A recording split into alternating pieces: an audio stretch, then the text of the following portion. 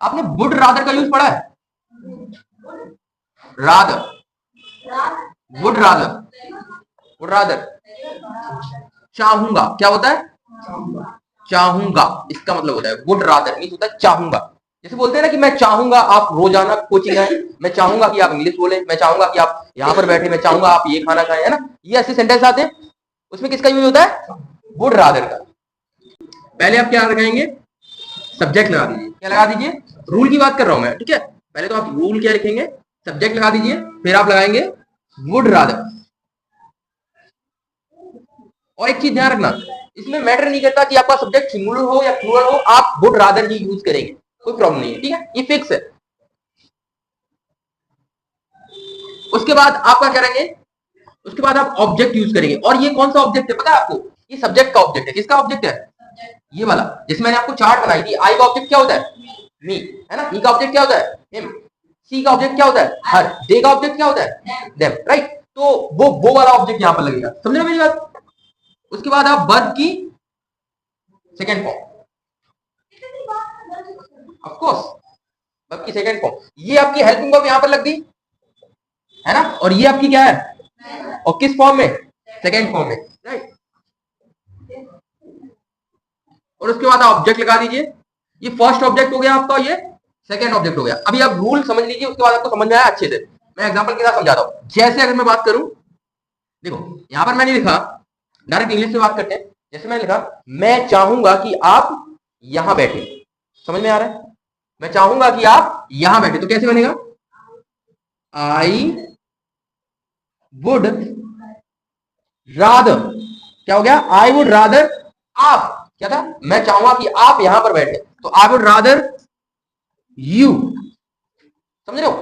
आप, आपके लिए क्या लगाते हैं? यू लगाते हैं, ठीक है। आप इसे सेकंड सब्जेक्ट भी कह सकते हैं, ठीक है। आई वुड रादर यू क्या होगा? सेट हेयर, क्या होगा? Set hair. क्योंकि सिट क्या है आपकी? फर्स्ट फॉर्म है। सेट क्या होती है? सेकेंड फॉर्म होती है। समझिए मेरी बात? हाँ, तो ये आपका ये ऐसे बन गया। अब दूसरे एग्जांपल की बात करें तो मैं ऐसे बात कर सकते हैं कि मैं चाहूंगा कि आप रोजाना कोचिंग आए, है ना।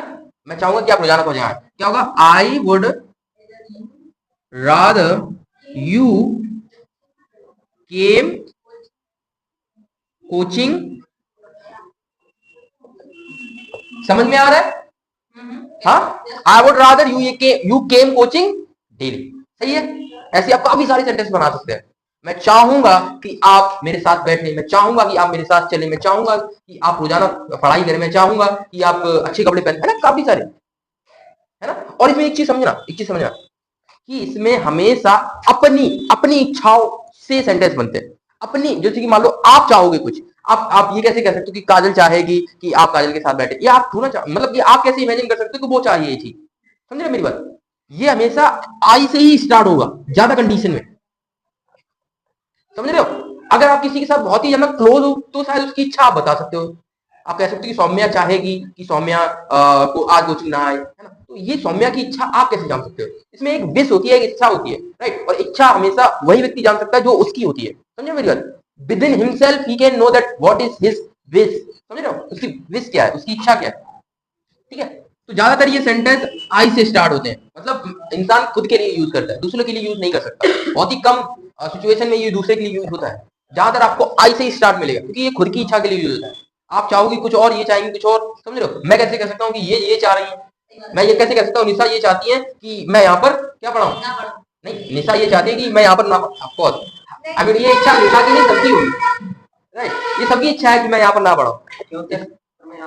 तो मैं आपकी इच्छा नहीं जान सकता, मैंने आपकी इच्छा जान लिया तो डंडा उड़ जाएगा ना।